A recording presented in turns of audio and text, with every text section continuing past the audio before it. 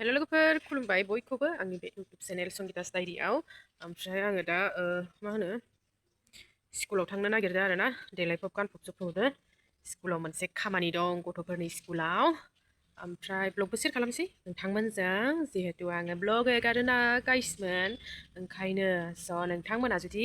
नायनो मोजां मोनोब्लाथाय नायलांबाय थादो ना मा होनो लोगोफोर थौदो बिदिब्ला आंनि दिनैनि ब्लगखौ स्टार्ट खालामनोसै आरो नोंथांमोनजों स' दाना जानाय लोंनाय मावनाय दांनायफोरखौनो शेयार खालामबाय थानोसै आरो नायलांबाय थादो नोंथांमोना नायनो मोजां मोनोब्लासो नायदे लोगोफोर नायनो मोजां मोनाबाथाय फिउ बोखारना गार' माबाया बहा थांखो नायनो मोजां मोनोब्ला नायलांबाय था नायनो मोजां मोनाब्लाथाय बोखारनानै गारहर दे लोगोफोर मा होनो आंबो बयनिखौबो नायो आरो ना नायनाया ओमफ्राय आंबो बारा कमेन्ट खालामा ओमफ्राय मा होनो सोरबा सोरनि साननो हागौ आंखौ नाया होननानै ओंखायनो कमेन्ट मोना होननानै होननो हागौ खिन्थु आङो सिगांनिफ्रायनो जायफोरनिखौ नायो आंनाव जाय फैयो नायबोबाय थायो नायगासिनो दिनैसिमबो ओंखायनो आं माने बयबो होयो जिहेतु होननानै आंबो होफिननोसै होननानै होफिनगासिनो आरोना आंबो खोमसि खोमलाव नुगासिनोहाय आं दरजा मारियान्दो रावबो गैया न'आव हारसिं ओंखायनो दरजा मारिना थांनोसै नै ससेयावनो आरोना आं थाबायनासो थांगोन 5 मिनिटबो नाङा ओंखायनो दाथ' फुफु बिल्डिं नुहुरदों ना र' आं बोना खिथिहरनि नैनो इयावनो थांनायदां स्कुला इनो आरोना न'निफ्राय नै सिथाबनाय न'जोंनो होनबाबो जायो माने नैयाव दै फोथाराव दा दै गैयामोन बाइखिजानो थांजागौमोन ओमफ्राय दा दै दङ नालाय नै लामाखैसो थांनोसै ससेल' ओंखायनो स्कुटि लांलायलां थाबायनानै थांसै थाबाय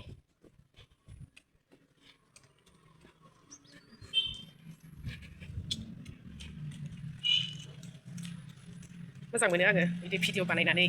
ब्लग बानायनानै शेयार खालामनानै भिउआलाय जायाखै जायाबाबो ओरैनो बानायसाबबाय थायो आरो माथो खालामनो होननानै ओंखायनो इमान गोजानाव फैदो जोंहानि इयो खासि खालामदो आरोना दंबावो मेल्लानो दाउ खासि दंसोगारो जोंहा दाना ओमफ्राय बहा थांजोबदो गैया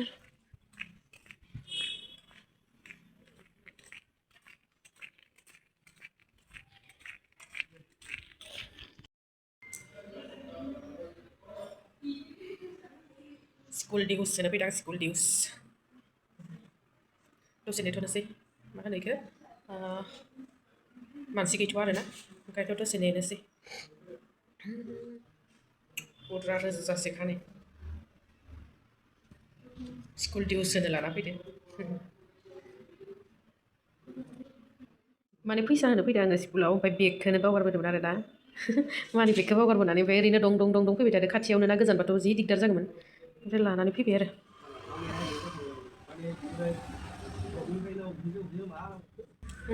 जोंना बाजाराबो खाथि नालाय ओमफ्राय आं बाजाराव थांदोंमोन आरो ना अमा बेदर लाना फैबाय मादो जानाय जायो नायनोसै जोंनाव दाम खम दे अमा बेदरा मा होनो इखो 350 आरो ना लाबोबाय नै आधा किल' लाबोदो जालायनोसै बाजार खाथि नालाय थांलाय फैलाय ओइ नै ससे बारबानो मोनो बेखौ नुहुरदो नाय लामानि उननिफ्राय ससे थांबावबानो मोनबाय आरो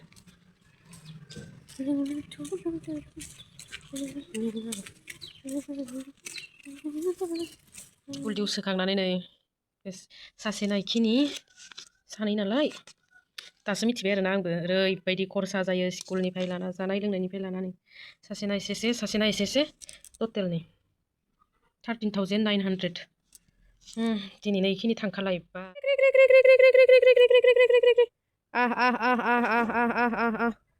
दाउ मेरला दंफैयो दे बर्थमान जोंहानाव नै बेखिनिल' नङा आरोना बहाबा थांजोबदो अखासो हालायबायब्रा मा जागोनलै आयु इमान जि सुदोंमोन आङो बेखिनियासो आग्रोलायसै बाखियाबा बहा थांजोबदोथाय लोगोफोर ड्रेस गानस्लायखांबाय दाना संनोसै खावनोसै जिहेतु बहाबा थानाय ड्रेसजोंथ' ओंखाम ओंख्रि संनो हाया ओमफ्राय उनाव गासिखौबो गानस्लायखांबाय संनायनि रेडि खालामनोसै ओमफ्राय आङो न'आव थानायाव सनाखौ बेफोरखौ गानबाय थानो हाया आरोना गिलिर नालाय दिखांबाय थानो बायो आं ओंखायनो बेलेग गानलायनोसै आरो गानलांबाय गिलिरफोरखौ ओमफ्राय दा बेखौ गानलायनोसै आरो रेजें फिं फिंनो ओंख्रि संनो थाखाय आङो फार्स्टआवनो नारजिखौ माबाग्रोना लानोसै मा होनो बेखौ बिदि स्रेम खालामग्रोना लानोसै बेदरखौ रुगारना जानाया मस्ट इम्परटेन्ट आरोना ओंखायनो आङो रुगारग्रोनोसै नै माने आङो नारजिखौ माबाग्रोदोंमोन आरोना ओंखायनोथ' नारजिया गेब्लेदों नालाय सायाव नारजि जाना दं संनायखौ स्टार्ट खालामनोसै नारजि अमा बानलु पियास सामब्राम हालदै गददा होखाजोब्बाय बेदरखौ फ्रोम एवना लाग्रोनोसै हालदैखौबो नै सेफ्लेजोबना लाखाबाय आरोना गुन्द्रा खालामना लाखाबाय होनोसै बेदरनिफ्राय मोनसे थुब थाब बेरनाय सोदोब ओंखारबाय बियो दाना नारजि होयो दै होयो होजासिगोन आरो आंनि मथेबा नारजि होयो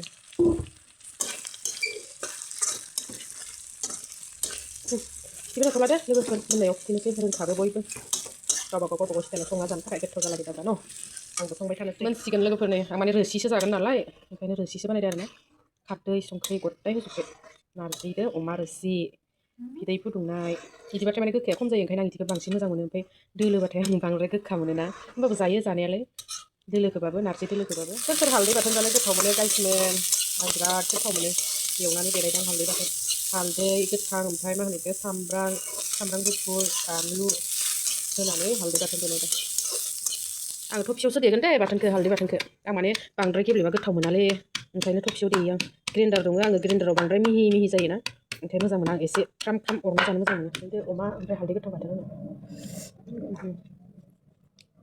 नारजि अमा नै बेखौ जानोबा गोथाव जानोसै जाया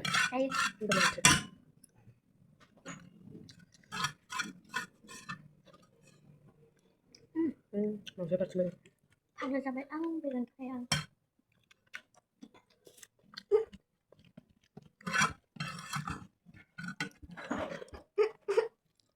हालदै बाथोन जानांगौ फिसा बिदिनो माथो बाथोन जानो हाग्रा जाबाय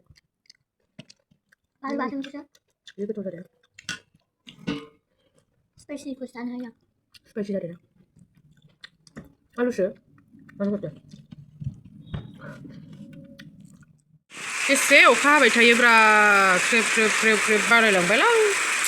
अखा नै दै लोमजोबना दङ अखादोनो अखा हाबा नोंसोर बायोना बायाब्रा लोगोफोर आं बोरैबा मोनजोबो अखा हाबा नांथारा आंनो अखाखौनो होननाय बायदिसो आंनो ओरैबायदि मा जादों थायो साननैसोआ खदाय अखा है बाय मावजिनि हाखला मा आखल गैया दै मेव ओइ गाफ्लांजागोन नोङो जै गाजागोन आं नोंखौ थैखाबाय नोङो मिथिखा मायाव हाबसो उन्दुना थायो नोङो हो मायाव हाबसो उन्दुना थायो गोदाव सोरावलाय नोङो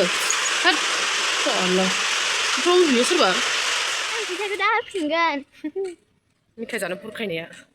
मिथाइ जानो थाङो माबा मिथाइ जानो फैसा हरनांगोन इनो टिउसनाव थांनो ओंखारलायबाय जोंना गथ' फिसाया टिउसनाव दोनलांनाय बाजैनो सासे लोगो दै माबा फारौ लायनो थांफानांगोन न'खरसे मादै लाहानाव थांनायदों थाइबाल' हरगोन आं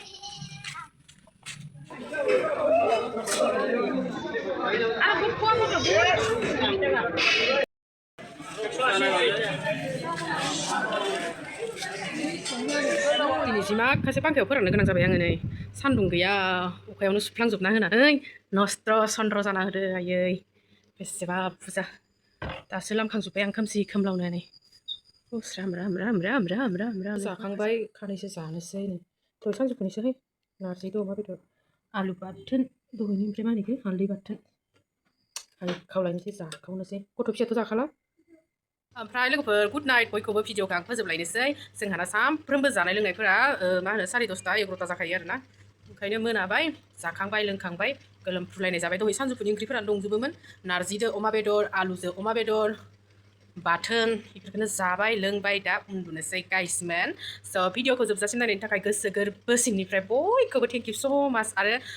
खायसे खायसे लोगो मोनगासिनो आरोना नोंनि भिडिअ नायो गोदोनिफ्रायनो नायखायो बिदि होननानै रियेलावबो लोगो हमनानै बुंदो ओमफ्राय कमेन्टआवबो बुंहरदोंमोन आं कमेन्ट अफ खालामथ'नानै दोनदो बर्थमान आङो उनाव अन खालामफिनगोन आङो दिनैबा गाबोननि गेजेराव अन खालामफिनगोन आं कमेन्ट अफ खालामना दोनथ'दो स' नोंथांमोना जोबजासिम नायनायनि थाखाय थेंक इउ स' माच बयखौबो दे बाय बाय लाभ इउ अल जेराव बाजार साजार लोगो मोनब्लाबो आंनि भिडिअखौ नायो होननानै बुंग्रा जासोदो आरोना ओमफ्राय नुसनदोबाथाय भिडिअखौ थेंक इउ स' माच बयखौबो मिथाइ जाहोजोबगोन आं गासिखौबो नामा